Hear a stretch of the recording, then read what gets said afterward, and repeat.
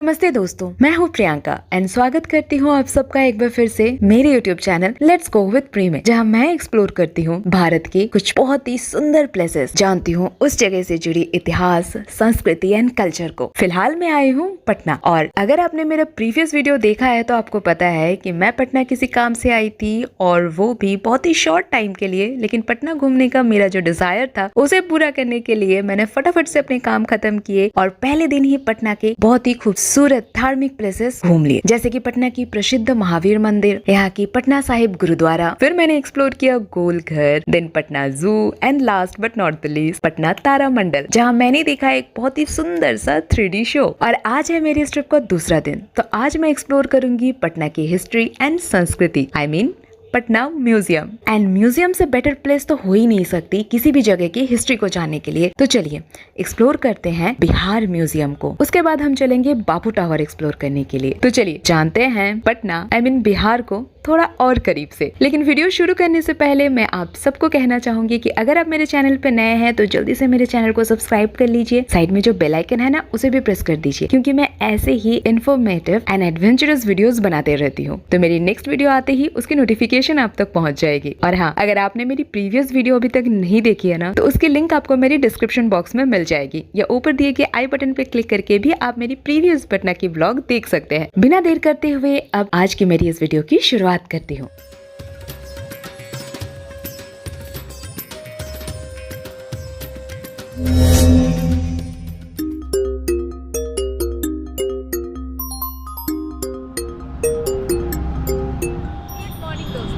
तो मैं आज के दिन की शुरुआत कर चुकी हूँ। फिलहाल मैं पटना में हूँ, जैसे कि मैंने आप सबको बताया है, और मैं आज आई हूँ यहाँ की फेमस म्यूज़ियम देखने के लिए। ये है मेरे पीछे पटना की म्यूज़ियम, और अब मैं अंदर जा रही हूँ और जाके यहाँ की टिकट प्राइस, शो की टाइमिंग जो भी है वो सारी जानकारी लेती हूँ, और फिर आप सबसे मिलती हूँ।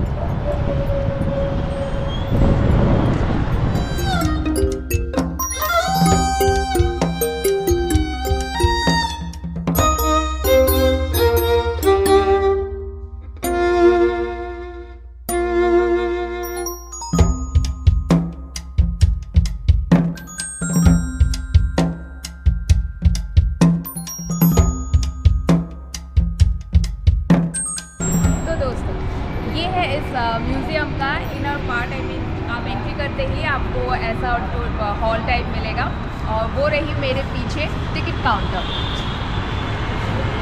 तो बात कुछ ऐसी है, यहाँ पे जो टिकट प्राइस है वो है 100 रुपीज़ पर पर्सन। आप कैमरा लेके जा सकते हैं, उसके लिए आपको 100 रुपीज़ की एक टिकट लेनी पड़ेगी।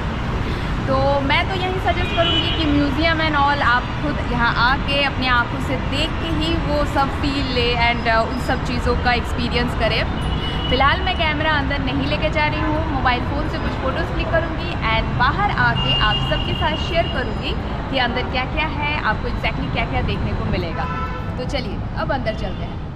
म्यूजियम के अंदर का माहौल एकदम शांत एंड काम है। म्यूजियम की शुरुआत होती है मेसोलिथिक काल से, यानी पत्थर के जमाने से, जब हमारे पूर्वज जंगलों में रहा करते थे और लिटरली पत्थरों से पत्थर घिस के आग जलाया करते थे। उस टाइम से जुड़ी बहुत सारे हथियार, बहुत सारे ज्वेलरी, पॉटरी, ये सब आपको यहाँ देखने को मिलेगा। और ये सब देख के आपको भी पता चलेगा कि हमारे पूर्वज कितने ज्यादा होशियार थे और मेहनती थे। खैर, उसके बाद हम पहुँचे उस दौर में जब बिहार को मगध कहा जाता था, और उसकी राजधानी होती थी पाटलिपुत्र, जिसे आजकल हम पटना के नाम से जानते हैं।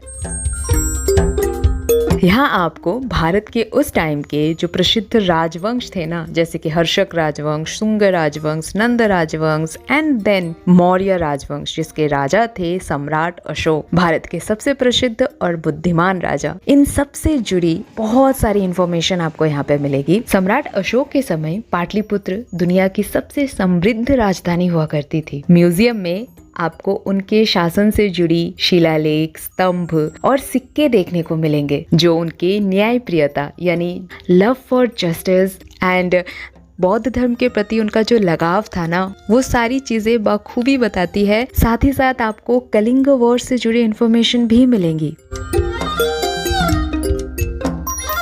बिहार म्यूजियम का एक बहुत ही सुंदर सा सेक्शन जैन और बौद्ध धर्म को समर्पित है। यहाँ आपको भगवान गौतम बुद्ध और महावीर जैन से जुड़ी बहुत सारी इंफॉर्मेशन मिलती है, जैसे कि उन्होंने जन्म कहाँ लिया था, कहाँ उन्होंने ज्ञान की प्राप्ति की थी, और सबसे इम्पोर्टेंट चीज भगवान गौतम बुद्ध की विभिन्न जो मुद्राएं हैं ना, उनसे जुड़ी बहुत सारी मूर्तियां भी यहाँ पे है, तो वो भी आपको देखने को मिलेगा। साथ ही साथ बिहार की फेमस नालंदा यूनिवर्सिटी, जिसे बहुत ही क्रूरता से जलाया गया था, उससे जुड़ी इन्फॉर्मेशन भी आपको यहाँ पे मिलेगी। ऑल इन ऑल यहाँ आपको इन दोनों धर्म के बारे में बहुत सारी बातें पता चलेगी।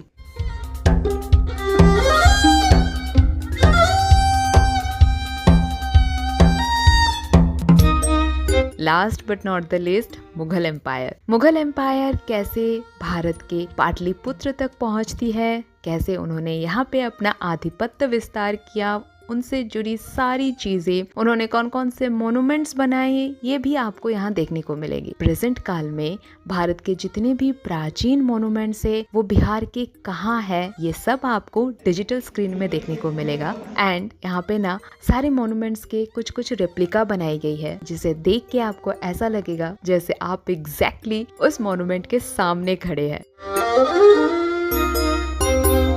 यहाँ एक बच्चों का सेक्शन भी है, जहाँ बच्चे खेलते खेलते बहुत सारी चीजें सीख सकते हैं। All in all, just as I said, अगर आपको बिहार की हिस्ट्री, कल्चर, यहाँ की आर्ट, ये सब कुछ देखना है ना, तो Patna Bihar museum is a must visit place for you.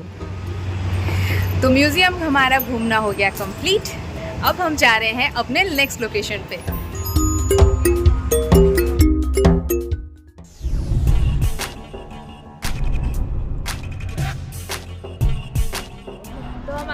अगली लोकेशन पे, जो कि है बापू टावर। यहाँ पे टिकट लेनी पड़ती है। ये रही टिकट काउंटर, जो कि है गेट नंबर 3 में, और टिकट प्राइस है 50 रुपीज़ फॉर एडल्ट।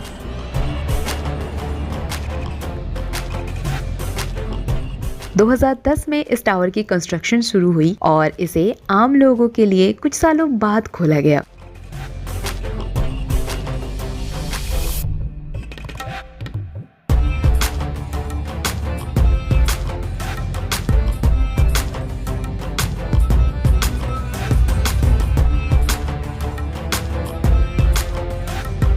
अगर आप भारत के आज़ादी के टाइम के इतिहास को फील करना चाहते हैं या अपने बच्चों को भारत की आज़ादी की कहानी दिलचस्प तरीके से सुनाना और दिखाना चाहते हैं, तो Bapu tower is the perfect place for you.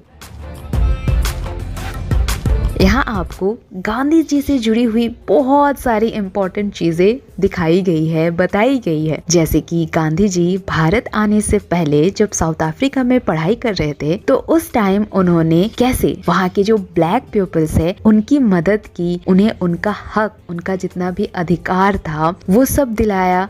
उनसे जुड़ी सारी इंफॉर्मेशन यहाँ बहुत ही डिटेल में बताई गई है। श्रमिकों को पोल टैक्स के प्रति जागरूक कर उन्हें भी सत्याग्रह से जोड़ा।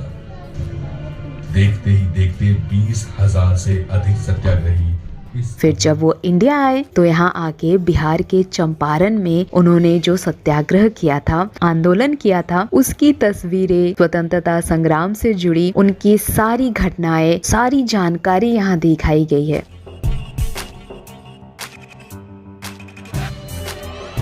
तो अभी तक हमने गांधी जी के लाइफ से जुड़ी एक बहुत ही इम्पोर्टेंट हिस्ट्री देखी वीडियो के थ्रू। आगे और भी बहुत कुछ है, चलिए देखते हैं। यहाँ की हर मंजिल में आजादी की संघर्ष की कई कहानियां डिस्प्ले की गई है। और यहाँ की सबसे अच्छी बात यह है कि यहाँ ना सिर्फ गांधी जी के बारे में ही नहीं, बल्कि सुभाष चंद्र बोस और बिहार से जितने भी स्वतंत्रता संग्रामियों ने आजादी में अपना योगदान दिया था, उन सब के बारे में जानकारी दी गई है। यहाँ की digital gallery, art installation, animated videos, ये सब ना बच्चों को हमारे देश के इतिहास से जुड़ने का एक बहुत ही मजेदार तरीका पेश करती है। बापू टावर के अंदर आके ये एहसास होता है कि हमारे देश के फ्रीडम फाइटर्स ने कितनी मुश्किलों का सामना किया था हमें आजादी दिलाने में। जिस आजादी का हम कभी कभी बहुत ही गलत फायदा उठाते हैं। खैर, मुझे तो यहाँ आके बहुत अच्छा लगा, बल्कि मैं तो बहुत ज्यादा गर्व एज ए इंडियन बहुत ज्यादा प्राउड फील कर रही थी। तो आप जब भी पटना आए ना तो बापू टावर जरूर आए, क्योंकि ये ना सिर्फ एक म्यूजियम नहीं है, बल्कि हमारे देश की महान स्वतंत्रता संग्रामियों की, हमारे देश की आजादी की जितनी भी कहानियां आपने किताबों में पढ़ी है ना, वो सारी चीजें आप यहाँ आके एकदम रियल में फील कर सकते हैं, महसूस कर सकते हैं। तो अगर आप बच्चों के साथ पटना आ रहे हैं तो बापू टावर बिल्कुल मिस ना करें।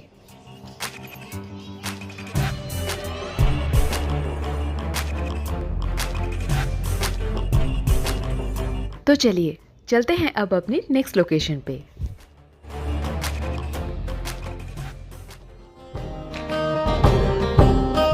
तो हम आ गए हैं पटना की एक और बहुत ही फेमस एंड एक्सोटिक लोकेशन पे, जो कि है बुद्धा स्मृति पार्क। ये बहुत ही फेमस जगह है, स्टेशन की जस्ट साइड में ही है ये प्लेस।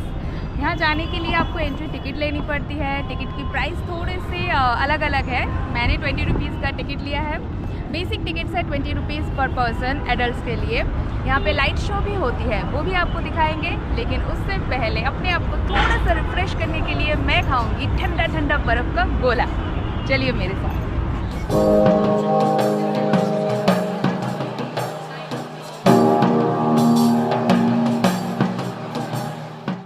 अगर आप भीड़ भाड़ से दूर शांति और सुकून से कुछ पल बिताना चाहते हैं तो पटना स्टेशन के नजदीक ये बुद्धा स्तुति पार्क आपके लिए एकदम परफेक्ट प्लेस है। जैसे कि मैंने बताया, पार्क की एंट्री टिकट है सिर्फ 10 रुपए और पार्क के अंदर एंटर करते ही यहाँ की जो हरियाली है ना, उसे देख के आपके मन के साथ साथ आपकी आंखों को भी बहुत सुकून मिलेगा।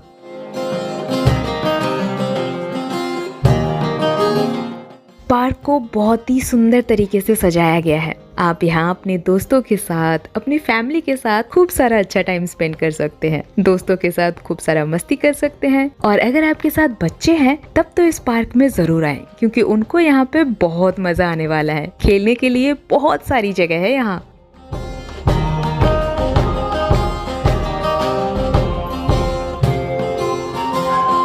यहाँ अंदर एक और खास जगह है, ये बुद्धा स्तूप। ये ना इस पार्क की सबसे खूबसूरत और सबसे यूनिक प्लेस है। यहाँ अंदर जाने के लिए ना आपको अलग से एंट्री टिकट लेनी पड़ती है, जिसकी प्राइस कुछ 30-40 रुपीज है। और ये ना बाहर से जितना सुंदर दिख रहा है, अंदर से भी उतना ही सुंदर और शांत है। अंदर आपको भगवान बुद्ध से जुड़ी बहुत सारी प्रतीक या सिंबल्स देखने को मिलेंगी। साथ ही साथ आप चाहें तो कुछ देर वहाँ आराम से शांति से बैठ के टाइम स्पेंड कर सकते हैं। यहाँ का माहौल बहुत ही साफ सुथरा और शांत है, बिल्कुल ध्यान लगाने या मन को शांत करने जैसा। यहाँ ना शाम के वक्त लाइट शो भी होती है। रंग बिरंगी लाइट और शांत मीठा संगीत भी बजता है। साथ ही साथ बुद्धा जी की मूर्ति के सामने झिलमिलाता हुआ पानी, ये सब ना बच्चे बहुत ही मजे से एंजॉय करते हैं। वैसे तो ये जो लाइट शो होता है ना, इसे बच्चे बूढ़े सब देखते हैं, क्योंकि इसमें बिहार की संस्कृति और गौतम बुद्धा की लाइफ से जुड़ी बहुत सारी चीजों को दिखाया जाता है। तो सब मिलके बहुत ही मजे से ये लेजर लाइट शो एंजॉय करते हैं।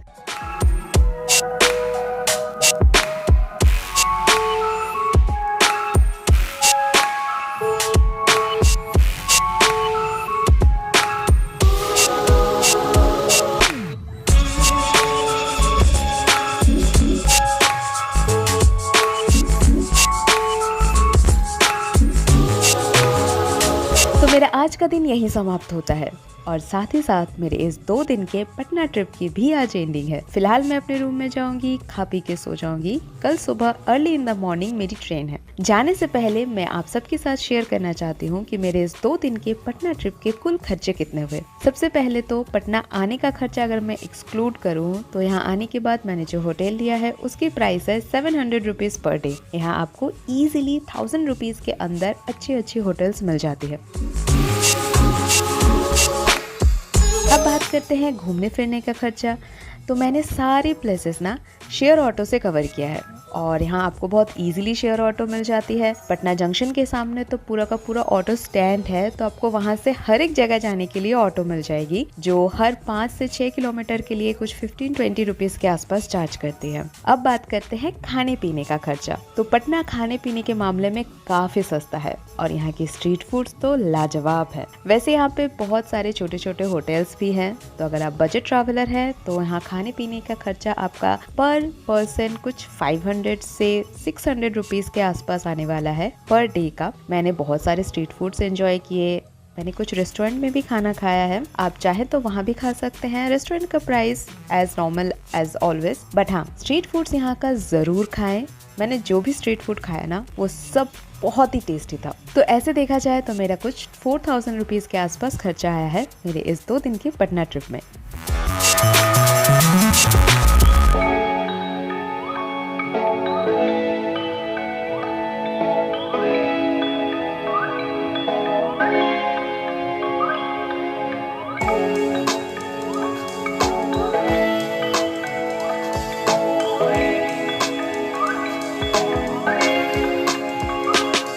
अब जब खाने पीने की बात हो ही रही है तो मैं आप सबके साथ शेयर करना चाहूँगी कि पटना में मैंने कौन कौन से स्ट्रीट फूड एंजॉय किया। तो सबसे पहले तो मैंने खाया यहाँ का सत्तू की कचौड़ी, जी हाँ, विद आलू की सब्जी एंड चटनी, बहुत ही टेस्टी था। फिर मैंने पिया सत्तू के शरबत। आफ्टर दैट गोलघर के सामने मैंने यहाँ की चटपटी एंजॉय की। देन शाम के वक्त कुलेड़िया कॉम्प्लेक्स में मैंने फुचका खाया एंड बिहार की famous litti chokha. Then next दिन सुबह मैंने फिर से लिट्टी चोखा खाया एंड इनकम टैक्स गोलंबर के सामने मैंने खाया biryani. Again everything was very tasty and यहाँ का खाना सस्ता भी बहुत है।